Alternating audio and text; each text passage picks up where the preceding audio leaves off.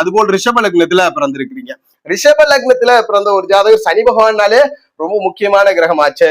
அவர் பாக்யாதிபதி 10க்கு அதிபதி ஒரே யோகாதிபதியா ஆச்சுனாலும் சனி வலுத்தாலும் அந்த ஆதிபத்திய காரகங்களை உடனடியா தரமாட்டார். அப்ப பாக்யன்ற ஒரு ஆதிபத்திய காரகம் ரிஷபத்திற்கு சனிதான் கொடுக்கணும். சனி வலுத்த எவருமே ரிஷபத்தில் பிறந்து யாருக்கெல்லாம் சனி ஆட்சி உச்சம் பெற்றிருக்கோ தந்தைட்ட எல்லா வளமும் இருந்தால் ஜாதகருக்கு செய்ய மாட்டார்.